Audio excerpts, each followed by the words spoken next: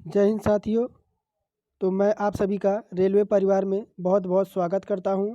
तो यहाँ पर जो हमारा आज का जीके जीएस का क्वेश्चन है और इसमें हम जो है हमारा 50 में 50 का आज क्लास होने वाली है। तो मैराथन क्लास चलेगी है।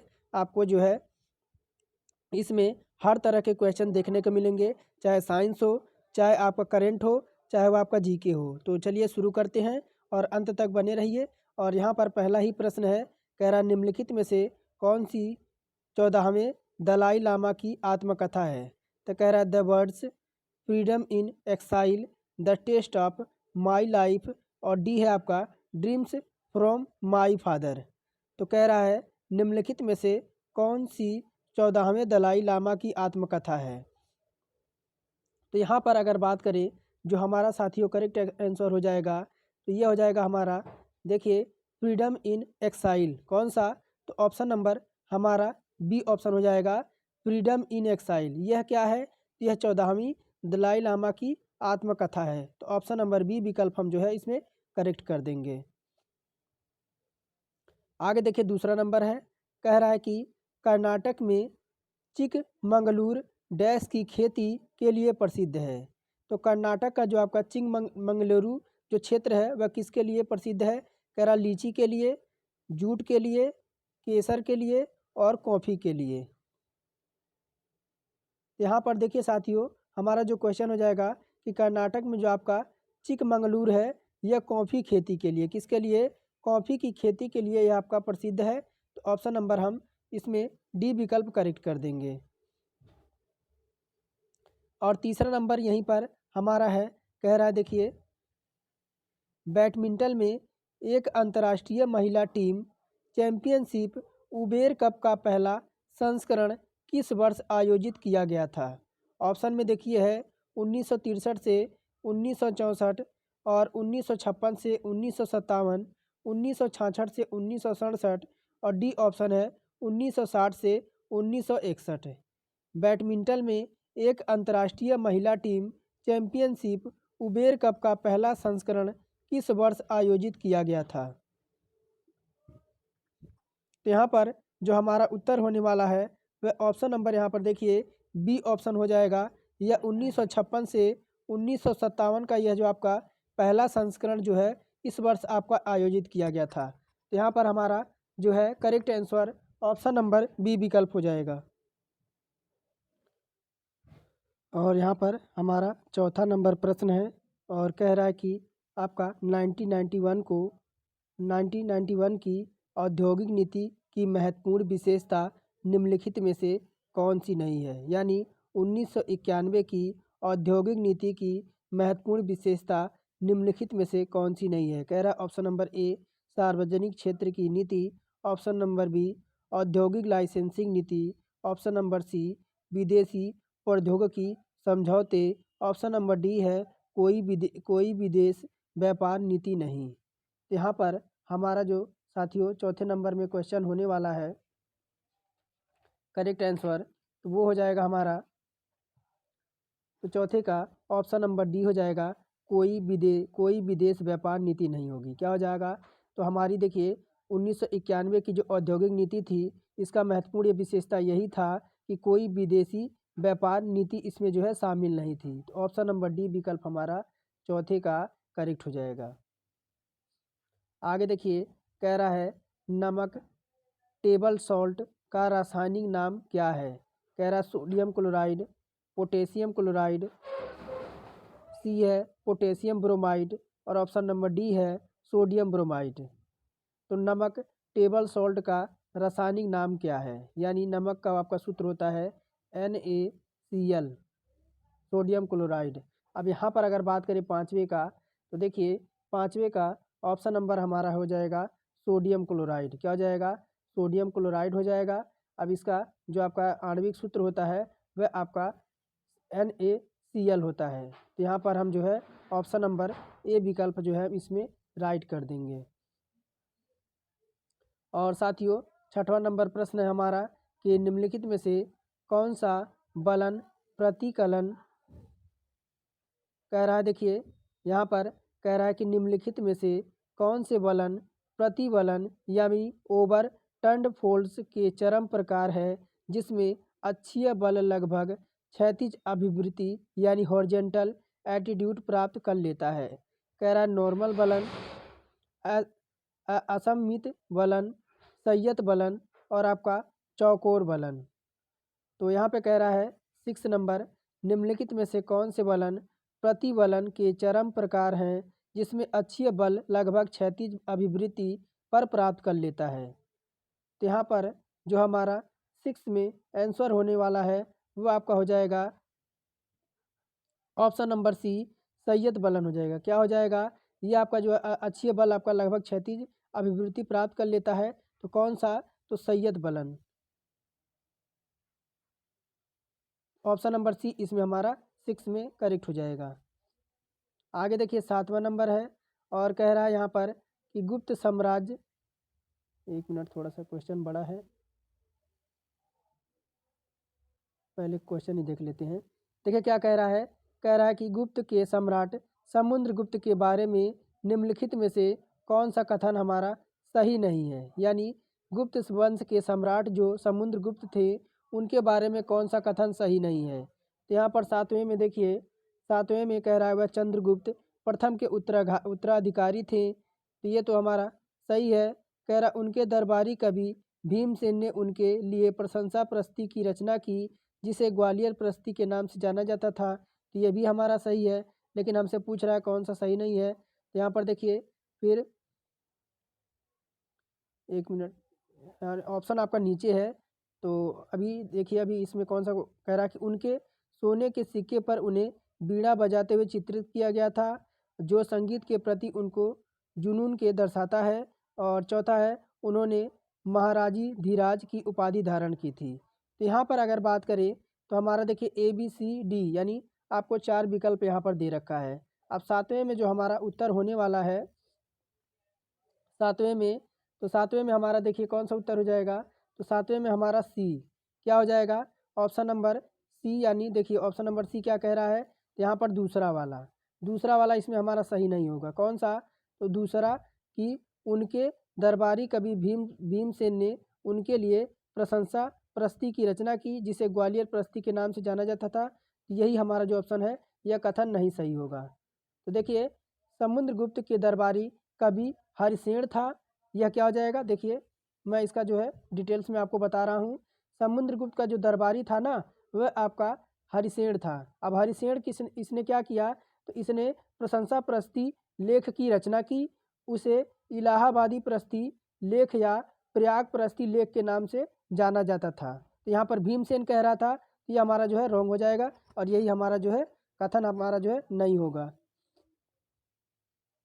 आगे देखिए 8वां नंबर है और 8वां नंबर है भारतीय संगीत का उल्लेख करते हुए नाट्य शास्त्र किसने लिखा है। तो यहाँ पर कह रहा है कि ऑप्शन नंबर ए वात्स्यायन है, भास है, सी है शूद्रक है, डी है भरत मुनि।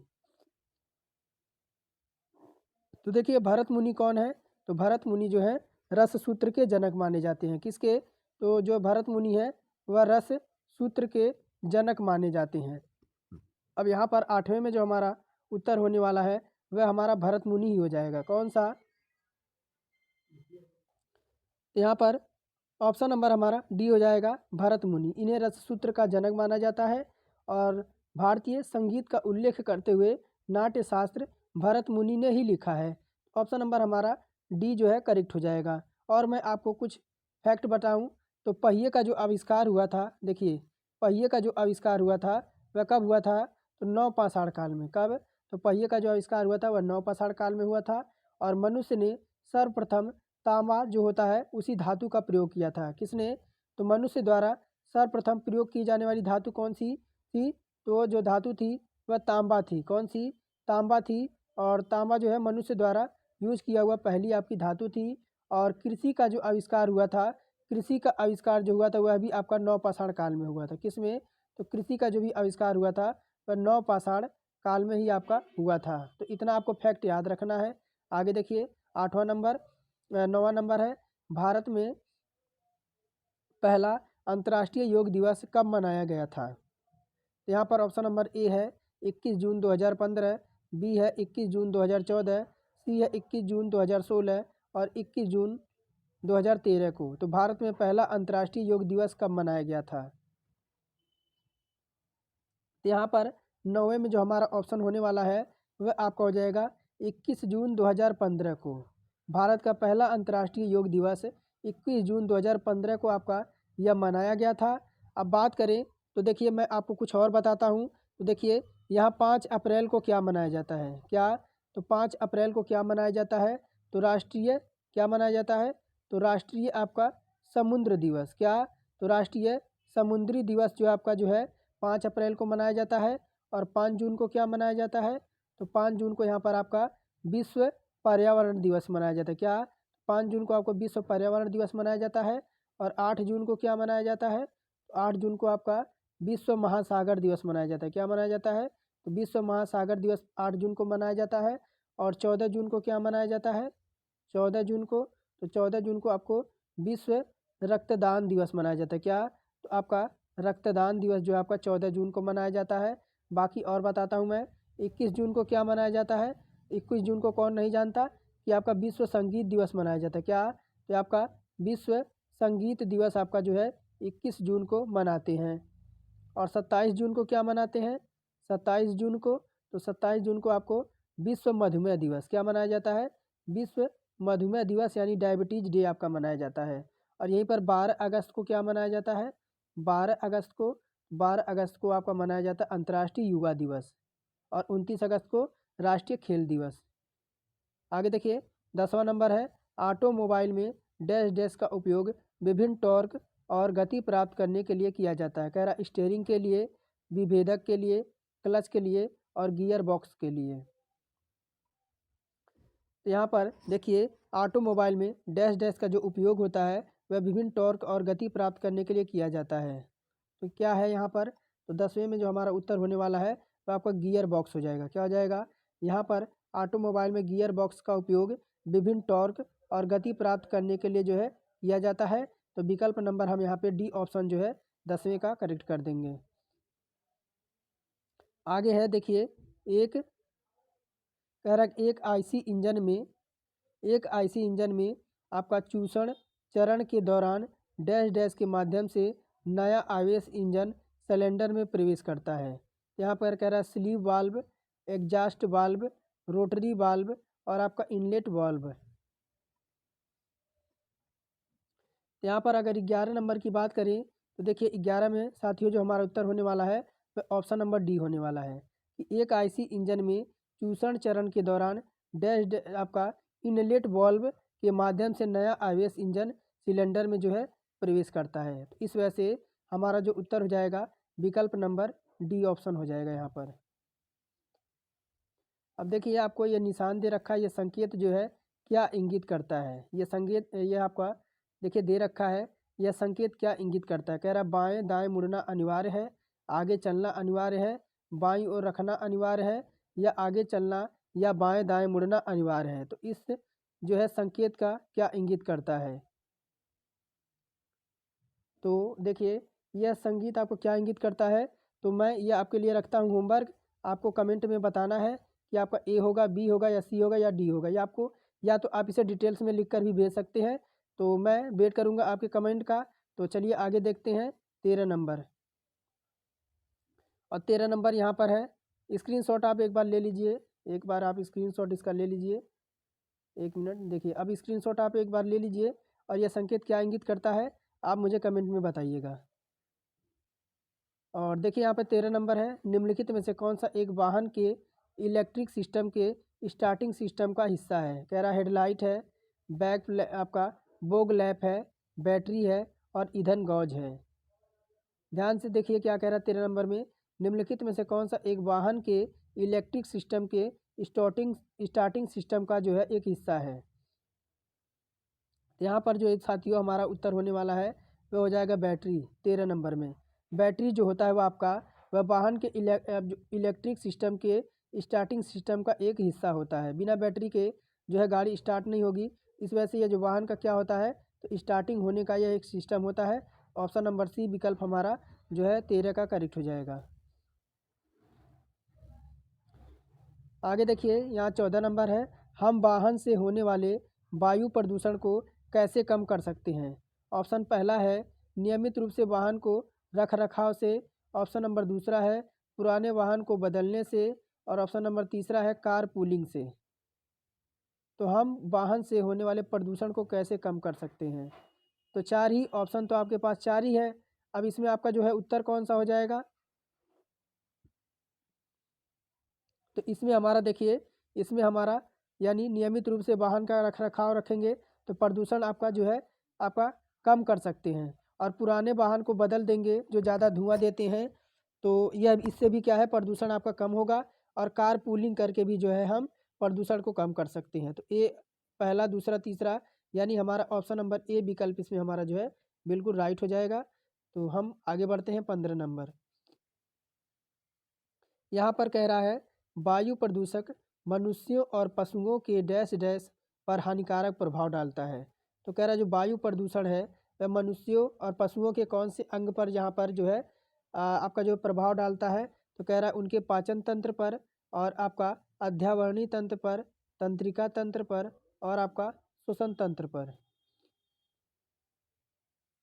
तो साथियों, हमारा अगर बात करें कि आपका जो वायु प्रदूषक है वह किस तरह से मनुष्य और पशुओं पर कौन से अंगों पर यह प्रभाव डालता है, तो हमारा ये हो जाएगा श्वसन तंत्र पर।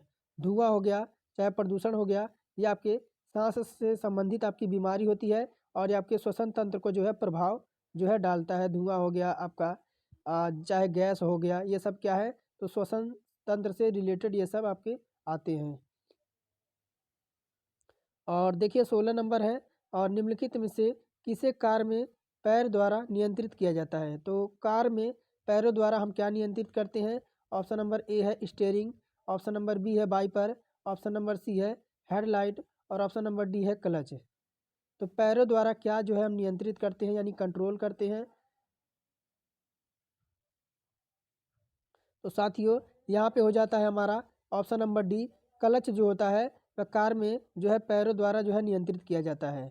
ऑप्शन नंबर डी विकल्प हम इसमें करेक्ट कर देंगे। और 17 नंबर है लौह अयस्क, और यहाँ पे 17 नंबर प्रश्न है लौह अयस्क खनिजों से संबंधित निम्नलिखित में से कौन सा क्षेत्र उड़ीसा राज्य में स्थित है? अब ऑप्शन नंबर ए है नाव मंडी, ऑप्शन नंबर बी है बरधान, ऑप्शन नंबर सी है केम्मनगुंडी, और ऑप्शन नंबर डी है मयूरभंज। तो कह रहा लौह अयस्क खनिजों से संबंधित निम्नलिखित में से कौन सा क्षेत्र उड़ीसा राज्य में स्थित है? यहाँ पर अगर बात करें 17 नंबर में तो आपका मयूरभंज हो जाएगा। कौन सा? ऑप्शन नंबर डी हमारा मयूरभंज हो जाएगा। और मयूरभंज जो आपका उड़ीसा राज्य में स्थित है, और यह विश्व में चीन में सर्वाधिक सोने का उत्पादन होता है। कहाँ पर? तो अगर ये आपसे प्रश्न पूछा जाए कि सोने का सर्वाधिक उत्पादन कहाँ होता है, तो आपको चीन लगाना है। और संसार में सबसे बड़ा जो आपका हीरे का उत्पादन देश है वह कौन सा है? तो रूस है। कौन सा? रूस जो है वह सबसे बड़ा हीरा उत्पादन करने वाला देश है। और बात करें संसार में हीरे का सर्वाधिक उत्पादन आपका रूस में होता है। और संसार में सीसा उत्पादक वाला कौन सा देश है? तो सीसा उत्पादन करने वाला भी देश आपका चीन है। आगे देखिए 18 नंबर है कि निम्नलिखित में से कौन अपने पिता की विरासत को आगे बढ़ाने के लिए एक प्रसिद्ध तबला वादक बने? कह रहा है option number A Zakir Hussain, option number B Hariprasad Chaurasia, option number C Vishwa Mohan Bhatt, और option number D Ali Akbar Khan. तो अपने पिता को विरासत को आगे बढ़ाने के लिए एक प्रसिद्ध तबला वादक कौन बने हैं? तो यहाँ पर हमारा हो जाएगा साथियों उत्तर option number A Zakir Hussain. अब जाकिर हुसैन अपने माता पिता के विरासत को आगे बढ़ाने वाले एक प्रसिद्ध तबला वादक हैं। और यहाँ पर बात करें बांसुरी वादक कौन कौन है, तो बांसुरी वादक में देखिए एक पूछा जाता है बांसुरी वादक कौन कौन है। ध्यान से सुनिए, मैं आपको नाम बताता हूँ। बांसुरी वादक आपसे पूछा जाए कौन कौन हो जाएंगे, तो पन्ना लाल घोष हो जाएंगे, और एक आपके हरि प्रसाद चौरसिया हो जाएंगे। कौन हो जाएंगे? यह दो लोगों का आपको नाम याद रखना है कि बांसुरी वादक में एक तो आपके हरि प्रसाद चौरसिया का नाम आता है, एक किसका आता है? तो पन्ना लाल का आता है। किसका आता है? पन्ना लाल का आपका जो है पन्ना लाल का नाम आता है। आपका बांसुरी वादक में। अब आगे बात करें तो अब देखिए एक आपका वायलिन भी आता है, किसमें? तो वायलिन भी पूछा जाता है कि वायलिन वादक आपके कौन है। तो वायलिन वादक में आपको एक ही नाम रखना है, टी.एन. कृष्णा। क्या? एक नाम आपको याद रखना है, टी.एन. कृष्णन आपके हो जाएंगे। टी.एन. कृष्णन जो है ये आपके क्या है? तो वायलिन वादक हैं। और एक आपका अगर पूछ जाए तो आपका एक आपका और पूछा जाता है, वह क्या पूछा जाता है? तो देखिए आपका शहनाई वादक, शहनाई वादक भी पूछा जाता है कि शहनाई वादक आपके कौन कौन है। यहाँ पर अगर नाम सबसे पहले आए तो आपको लग बिस्मिल्लाह खान। कौन? बिस्मिल्लाह खान सबसे ऊपर हैं आपके, बिस्मिल्लाह खान आपको नाम याद रखना है। और एक आपको अली अहमद हुसैन का नाम रखना है। और यहाँ पर एक और पूछा जाता है संतूर वादक। कौन पूछा जाता है? तो आपका संतूर वादक। संतूर वादक में सबसे पहले जो नाम आता है वह आपका आता है शिव कुमार। किसका? शिव कुमार वर्मा का। और सितार वादक में भी आपका देखिए सितार वादक भी पूछा जाता है कि आपके सितार वादक कौन है। तो सितार वादक जो हो जाएंगे आपके, एक नाम आता है आपका पंडित रविशंकर और आपके विलायत खान। और एक सरोद भी आता है आपका, सरोद भी पूछा जाता है कि सरोद वादक कौन है। तो सरोद वादक में आपको नाम रखना है एक सबसे ऊपर तो अमजद अली खान और अलाउद्दीन खान। यह आपको इतना फैक्ट याद रखना है। 19 नंबर है एजोला क्या है? एजोला कह रहा है ऑप्शन नंबर ए सवाल है, ऑप्शन नंबर बी ब्रायोफाइटा है, ऑप्शन नंबर सी कवक है और ऑप्शन नंबर डी यह फर्न है। तो एजोला क्या है यहाँ पर 19 नंबर में? तो यहाँ पर एजोला क्या होता है? एक आपका जो है फर्न होता है। यहाँ पे ऑप्शन नंबर डी विकल्प हमारा जो है बिल्कुल इसमें राइट आंसर हो जाएगा।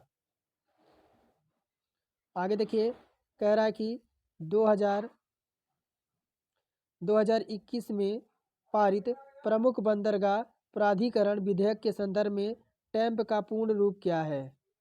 तो यहाँ पर ऑप्शन नंबर है trip agency for major parts, option number B है tariff authority for major parts, option number C है trip agency for minor parts, option number D है tariff authority for minor parts. तो 2021 में पारित प्रमुख बंदरगाह प्राधिकरण विधेयक के संदर्भ में टैंप का पूर्ण रूप क्या है? तो यहाँ पर साथियों हमारा जो 20 नंबर में उत्तर होने वाला है, तो 20 का हमारा जो उत्तर हो जाएगा option number B tariff authority for major parts. ये आपको जो है tariff authority for major parts, ये आपका जो है बिल्कुल यहाँ पर हो जाएगा ऑप्शन नंबर बी। 21 नंबर है केरल में आपका प्रतिवर्ष त्रिशूर पूरम उत्सव किस प्रसिद्ध मंदिर में आयोजित किया जाता है? कह रहा है ऑप्शन नंबर ए ताली मंदिर, ऑप्शन नंबर बी शिवगिरी मंदिर, ऑप्शन नंबर सी तिरुवल्ला मंदिर और ऑप्शन नंबर डी बड़ बड़क्कुनाथन मंदिर। तो आपका केरल में जो प्रतिवर्ष त्रिशूर पूरम उत्सव है वह किस प्रसिद्ध मंदिर में जो है आयोजित किया जाता है? तो देखिए केरल में प्रतिवर्ष त्रिशूरपूरम उत्सव आपका बड़कुल्लन नाथन के लिए, किसके लिए? तो बड़कुल्लन नाथन मंदिर के लिए आपका जो है प्रत्येक वर्ष यह आयोजित किया जाता है। तो हम यहाँ पे 21 में ऑप्शन नंबर डी विकल्प राइट कर देंगे। आगे देखिए 22 नंबर है और दीनदयाल अंत्योदय योजना का उद्देश्य क्या है? यहाँ पर क्या पूछ रहा है? दीनदयाल अंत्योदय योजना का यहाँ पर उद्देश्य क्या है?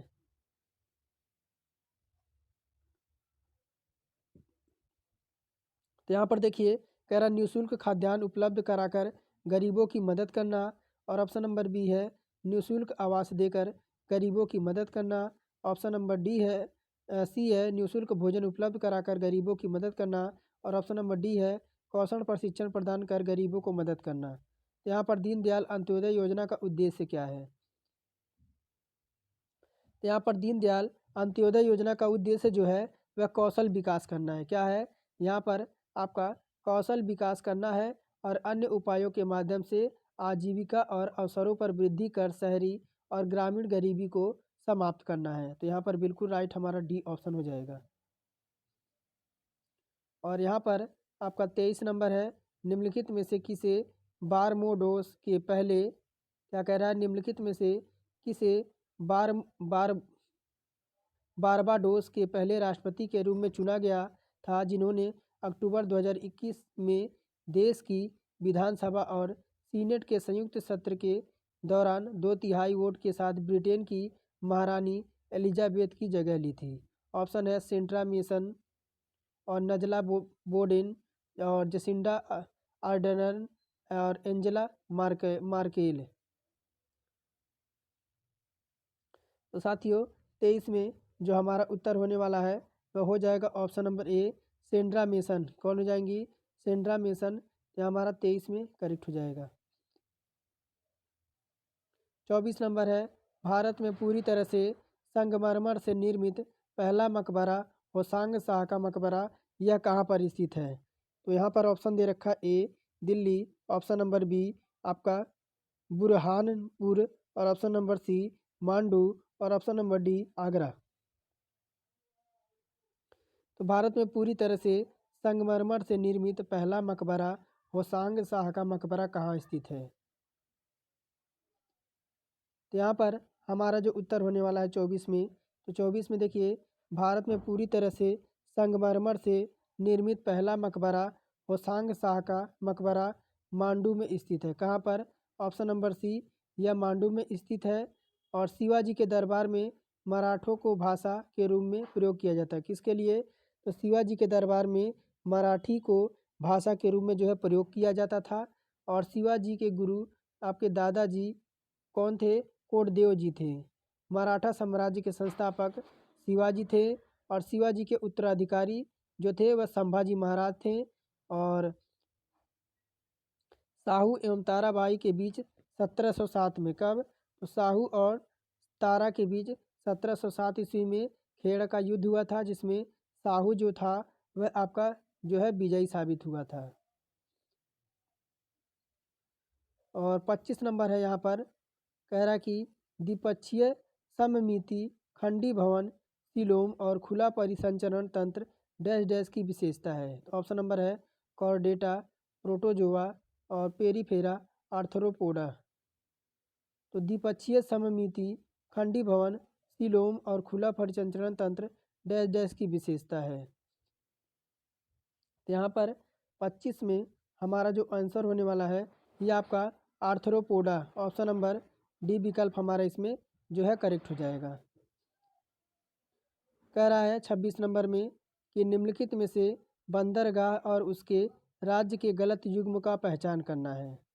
तो कह रहा कि मोरमुगाओ बंदरगाह गोवा में है, कंडाला बंदरगाह गुजरात में है, न्यू मंगलूर आपका आंध्र प्रदेश में है और तूतीकोरिन आपका तमिलनाडु में है। तो आपको जो क्या है तो गलत युग्म का आपको पहचान करना है। तो देखिए यहाँ पर तो न्यू मंगलूर कहाँ पर है? तो न्यू मंगलूर आपका आंध्र प्रदेश में नहीं है। कहाँ पर है? न्यू मंगलूर जो आपका है वह कर्नाटक में है। कहाँ पर? तो अभी मैंने ऊपर आपको बताया था न्यू मंगलूर आपका जो आपका बंदरगाह है वह आपका कर्नाटक में है। और आपका मोरमुगाओ बंदरगाह गोवा में है और कंडाला गुजरात में है और आपका तूतीकोरिन तमिलनाडु में है। और न्यू ब्लेयर पोर्ट बंदरगाह कहाँ पर है? तो अंडमान और निकोबार द्वीप समूह में है। 27 नंबर है जंगलों में विशालकाय पांडा अब केवल डैश डैश में पाए जाते हैं। तो पांडा अब जो है जंगलों में कौन सी जगह आपकी पाई जाती है? तो यहाँ पर ऑप्शन आपका चीन दे रखा है और आपका सिंगापुर है, जापान है और इंडोनेशिया है। तो यहाँ पर साथियों हमारा जो 27 में उत्तर हो जाएगा कि यह चीन के कहाँ पर? तो जंगलों में जो है पांडा अब भी आपके पाए जाते हैं। बाकी ऑप्शन नंबर ए जो है हमारा यहाँ पे चीन जो है हमारा करेक्ट आंसर हो जाएगा। कह रहा है निम्नलिखित में से कौन सा एंजाइम मांस को नरम करने का काम करता है? कह रहा है क्या का एमिलेज है, लाइपेज है, ग्लूकोज है और आपका पपैन है। तो यहाँ पर आपका पेपैन देखिए ऑप्शन नंबर डी में। पेपैन का काम क्या है? पेपैन एंजाइम मांस को नरम करने का काम करता है। कह रहा है भारत का एकमात्र सक्रिय ज्वालामुखी आपका डैश डैश में स्थित है। कह रहा है नील द्वीप में, रंगत द्वीप में और लॉन्ग आइलैंड में और बैरन द्वीप में। तो भारत का एकमात्र सक्रिय ज्वालामुखी डैश डैश में स्थित है। 29 का यह क्वेश्चन है। तो 29 में साथियों हमारा जो उत्तर होने वाला है यह आपका बैरन द्वीप हो जाएगा। क्या हो जाएगा? यह हमारा बैरन द्वीप हो जाएगा। ऑप्शन नंबर डी, ये आपका भारत का एकमात्र सक्रिय ज्वालामुखी बैरन द्वीप में आपका स्थित है। और अगस्त 2019 में बिग कमांडर अभिनंदन वर्धमान को डैश डैश से आपका सम्मानित किया गया था। तो देखिए, कीर्ति चक्र है, शौर्य चक्र है, अशोक चक्र है और वीर चक्र है। यहाँ पर अगस्त 2019 में बिग कमांडर अभिनंदन वर्धमान को वीर चक्र से, किससे? वीर चक्र से जो है इन्हें सम्मानित किया गया था। और पद्म विभूषण पुरस्कार 2023 में किसे किसे मिला है? बालकृष्ण दोषी को मिला है, इन्हें मरणोपरांत मिला है। और श्री जाकिर हुसैन को मिला है जो तबला वादक थे। श्री एस कृष्णा जी को मिला है। कह रहा भारतीय संविधान निम्न में से कौन से अनुच्छेद एक जीएसटी परिषद की स्थापना से संबंधित है? तो आपका अनुच्छेद 323 का ए है, अनुच्छेद 246 का ए है, अनुच्छेद 279 का ए है या अनुच्छेद 269 का ए है। तो भारतीय संविधान निम्नलिखित में से कौन सा अनुच्छेद जो है आपका जीएसटी परिषद की स्थापना से संबंधित है? यहाँ पर 39 में हमारा जो उत्तर होने वाला है, देखिए 31 है ना, 31 में जो हमारा उत्तर होने वाला है साथियों वो ऑप्शन नंबर सी हो जाएगा कि अनुच्छेद जो आपका 279 है, अनुच्छेद 279 है, यह जीएसटी परिषद की स्थापना से संबंधित है। पटियाला वंश के संस्थापक कौन है? कह रहा करम सिंह, आला सिंह, रणजीत सिंह और महेंद्र सिंह।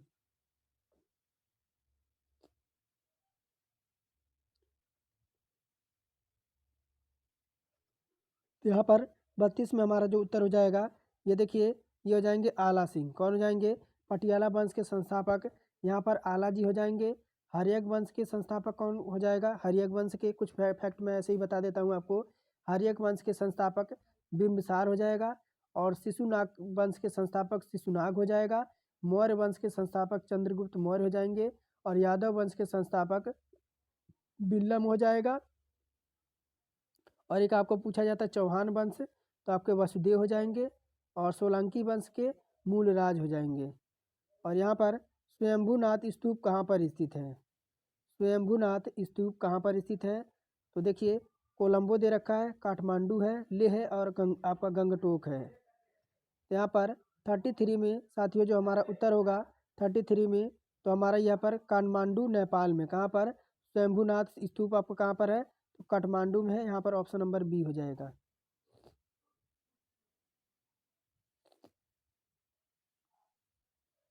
और यहाँ कह रहा है 1931 में किस जर्मन रसायन और भौतिक विज्ञानी ने यह आपका प्रस्तावित किया था कि एक एरोमेटिक यौगिक में विषम संख्या में इलेक्ट्रॉनों के युग्म होने चाहिए, जिसे गणितीय रूप में आपका 4n+2n n बराबर यहाँ पर आपका प्राकृतिक यानी 0 1 2 3 आदि के रूप में लिखा जा सकता है। कह रहा कि एंटिनो लवाजियरर, रोजफिंड, फ्रैंकलिन, फ्रेडरिक कुकले और आपके एरिच हकल। तो 34 का ऑप्शन नंबर हमारा एरिच हेकल हो जाएंगे यहाँ पर।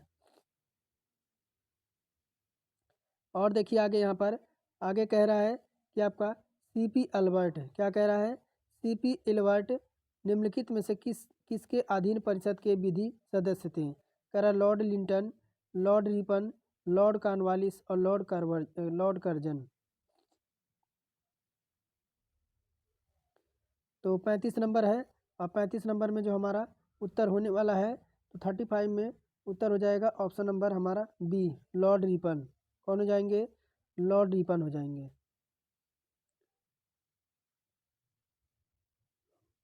और 36 नंबर है, स्पेनो स्पीडा का एकमात्र जीवित प्रतिनिधि कौन सा है जिसमें एक आपका भूमिगत धीरे धीरे बढ़ने वाला 12मासी प्रकंद होता है और जो हवाई के साथ साथ भूमिगत शाखाएं भी पैदा करता है? पैराक्या का एंडियोडम, 21 एटम, और आपके ड्रायोस्टेरिस और आपका सेल्जिनेला।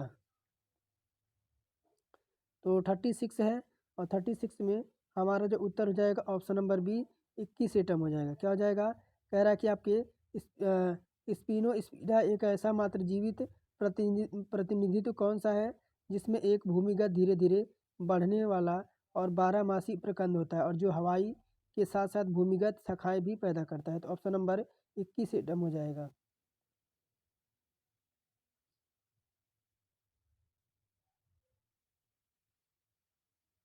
आगे है पृथ्वी के, देखिए यहाँ पर, पृथ्वी के आंतरिक ऊष्मा इंजन के लिए मुख्य ऊर्जा स्रोत क्या है? तो पृथ्वी के आंतरिक ऊष्मा इंजन के लिए मुख्य स्रोत क्या है? ऑप्शन नंबर ए है ज्वालामुखी ऊष्मा और सौर ऊष्मा, और बी है रेडियो जनित ऊष्मा और प्रारंभिक ऊष्मा, अब सी है रेडियो जनित ऊष्मा और महासागरीय ज्वारीय ऊष्मा। ऑप्शन नंबर डी है सौर ऊष्मा और महासागरीय ज्वारीय ऊष्मा। क्या कह रहा है? पृथ्वी के आंतरिक ऊष्मा इंजन के लिए मुख्य स्रोत क्या क्या होने चाहिए? तो 37 है, और 37 में हमारा जो उत्तर हो जाएगा ये हो जाएगा आपका रेडियो जनित ऊष्मा और प्रारंभिक ऊष्मा। यानी पृथ्वी के आंतरिक ऊष्मा इंजन के लिए मुख्य ऊर्जा स्रोत यानी रेडियो जनित ऊष्मा है या प्रारंभिक ऊष्मा होती है। और वायुमंडल को आपकी 5 परतें होती हैं। वायुमंडल की कितनी परतें होती हैं? तो देखिए, वायुमंडल की अगर बात करें तो वायुमंडल की आपकी 5 परत होती है। शायद आपने जाना होगा, मैं नाम बता दूं। एक आपका क्षोभ मंडल होता है, 2 समताप मंडल होता है, तीसरा ओजोन मंडल होता है, चौथा आयन मंडल होता है, और पांचवा आपका बहिर्मंडल होता है। ये 5 तरह के आपके सौर मंडल होते हैं।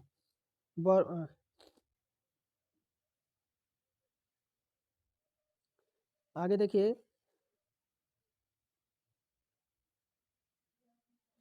78 नंबर है, नटाल इंडियन कांग्रेस के संस्थापक निम्नलिखित में से कौन है? कौन थे? कह रहा राजा राम मोहन राय, मोतीलाल नेहरू, महात्मा गांधी और बाल गंगाधर तिलक। तो नटाल इंडियन कांग्रेस के संस्थापक निम्नलिखित में से कौन थे?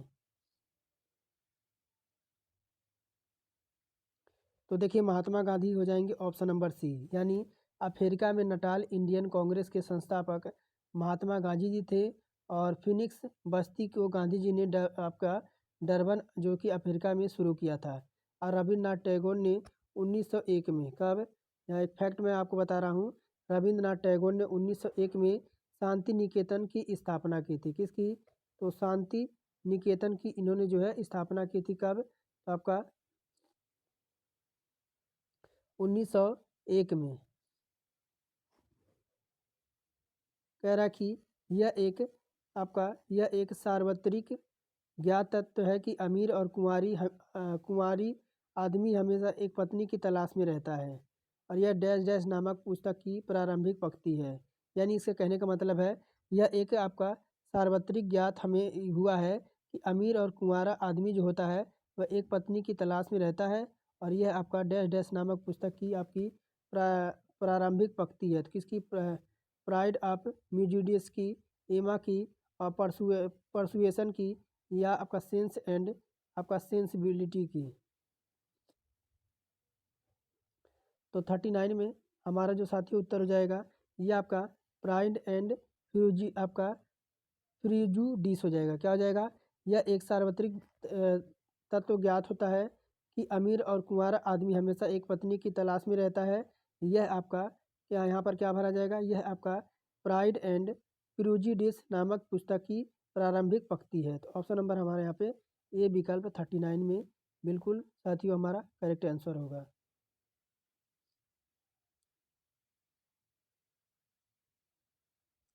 बेदा डैश डैश में पाए जाने वाला एक समुदाय है।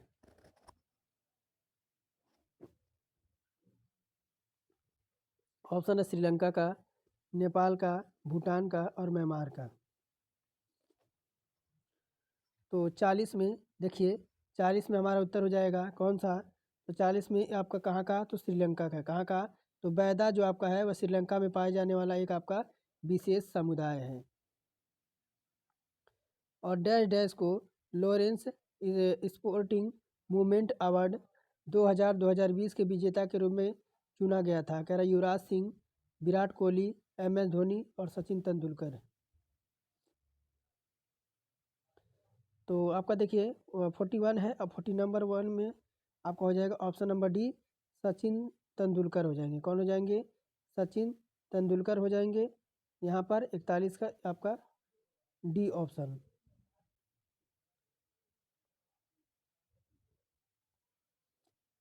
कह रहा हाइड्रोजन के 72 कोष में कितने इलेक्ट्रॉन होते हैं? तो हाइड्रोजन के 72 कोष में कितने इलेक्ट्रॉन होते हैं? 5, 6, 8 और 7। तो 42 है। अब 42 में देखिए हाइड्रोजन के आपके 72 कोष में 7 इलेक्ट्रॉन होते हैं। क्या उतने होते हैं? 7 इलेक्ट्रॉन होते हैं। और ये आपके कौन कौन से?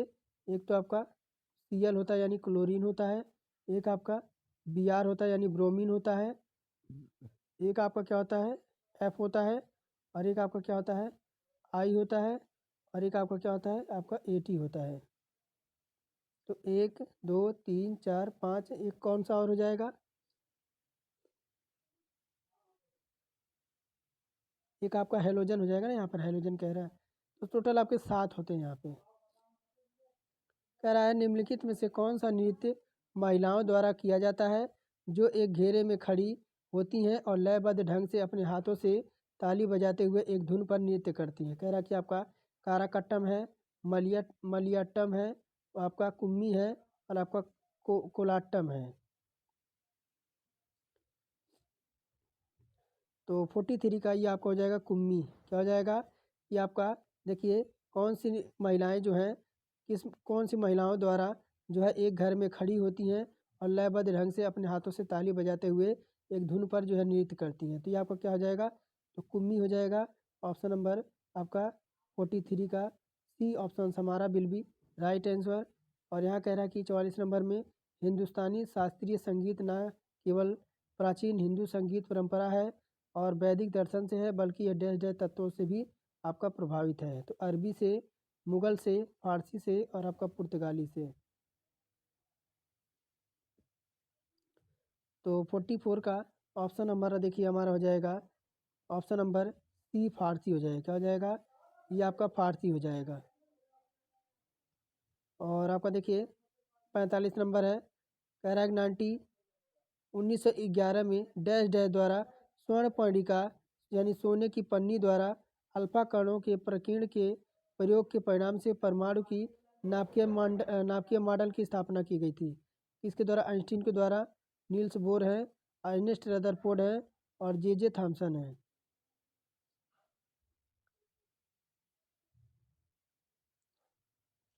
तो 45 में हमारा जो उत्तर होने वाला है, 45 में ऑप्शन नंबर सी हो जाएगा, अर्नेस्ट रदरफोर्ड हो जाएंगे। नाभिकीय मॉडल की स्थापना किसने की थी? तो Ernest Rutherford. Option number C विकल्प हमारा करेक्ट हो जाएगा। और तेलंगाना विधानसभा में कितने मनोनीत सदस्य हैं? तो कह रहा 1, 3, 2 और 4। तो विधानसभा में मनोनीत जो तेलंगाना में है और टोटल आपकी 1 हो जाएगी। ऑप्शन नंबर पहला हमारा 46 का ऑप्शन नंबर ए विकल्प। कह रहा कि पेनाल्टी कॉर्नर निम्नलिखित में से किस खेल से संबंधित है? पेनाल्टी कॉर्नर निम्नलिखित में से किस खेल से संबंधित है? ऑप्शन में है ए शतरंज, ऑप्शन बी में है टेनिस, ऑप्शन सी है बैडमिंटन, और डी ऑप्शन में है हॉकी। तो पेनाल्टी कॉर्नर हॉकी खेल से संबंधित है। किससे? हॉकी खेल से संबंधित है। तो 47 में हमारा साथियों जो उत्तर हो जाएगा विकल्प नंबर डी ऑप्शन। और कह रहा है यहाँ पे किस संवैधानिक संशोधन द्वारा संविधान में मौलिक कर्तव्यों को जो है शामिल किया गया है? क्या कह रहा है कि किस संवैधानिक संशोधन द्वारा संविधान में मौलिक कर्तव्यों को शामिल किया गया है? तो यहाँ पर 47वां जो कि 1984 दे रखा है, 52वां जो संविधान संशोधन 1985 दे रखा है, 42वां संविधान संशोधन जो आपका 76 दे रखा है, और डी है 44वां संविधान संशोधन अधिनियम जो 1978 है। तो 48 है। और 48 में देखिए 48 में हमारा कौन सा हो जाएगा? तो ऑप्शन नंबर सी हमारा हो जाएगा यहाँ पर। यह आपका 42वें संविधान संशोधन अधिनियम 1976 के तहत संविधान में मौलिक कर्तव्यों को शामिल किया गया था और सरदार स्वर्ण सिंह समिति के अनुशंसा पर यह किया गया था, और इसे भारत में संविधान के भाग 4 में आपका अनुच्छेद 5 के क के तहत रखा गया है। और अभी तक आपके कुल 11 कितने, कुल आपके 11 कितने हैं, तो आपके मौलिक कर्तव्य हैं कितने, तो टोटल आपके 11 क्या हैं, तो आपके मौलिक कर्तव्य हैं टोटल 11। और 1973 में भारत में विदेशी मुद्रा को भी आपका विनियमित करने के लिए निम्नलिखित में से कौन सा अधिनियम पेश किया गया, कह रहा फेमा का, FRBM का, फेरा का और सरफेसी का।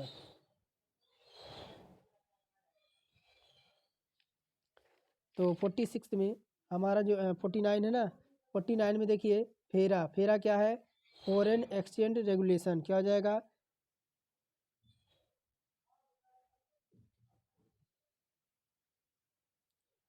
क्या दे रखा, तो आपका फेरा ऑप्शन नंबर सी देखिए 49 का ऑप्शन नंबर हमारा सी विकल्प हो जाएगा फेरा। अब फेरा क्या है यह, तो यह आपका फॉरेन एक्सचेंज रेगुलेशन एक्ट है। यह भारत में विदेशी मुद्रा और भुगतान को विनियमित रूप से करने के लिए भारतीय संसद द्वारा पारित किया गया एक आपका कानून है फेरा।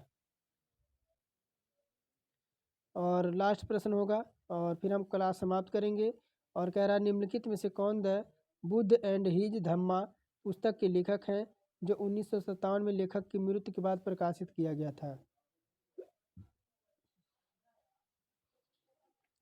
तो साथियों 50 का जो हमारा उत्तर हो जाएगा वह बिल्कुल आपका हो जाएंगे भीमराव अंबेडकर। कौन हो जाएंगे, आपके भीमराव अंबेडकर जो हो जाएंगे। यह द बुद्ध एंड इज धम्मा पुस्तक के लेखक हैं, जो आपका 1957 में लेखक के इनके मृत्यु के बाद इन्हें प्रकाशित किया गया था। तो ये हमारे रहे 50 MCQ क्वेश्चन। अगर ये क्लास आपको हेल्पफुल लगी हो तो ज़रूर हमें एक लाइक करें, और चैनल पर पहली बार जुड़े हैं तो चैनल को सब्सक्राइब करके बेल आइकन ज़रूर ऑन कर लें। तो जय हिंद, जय भारत, फिर मिलेंगे रीजनिंग की क्लास में।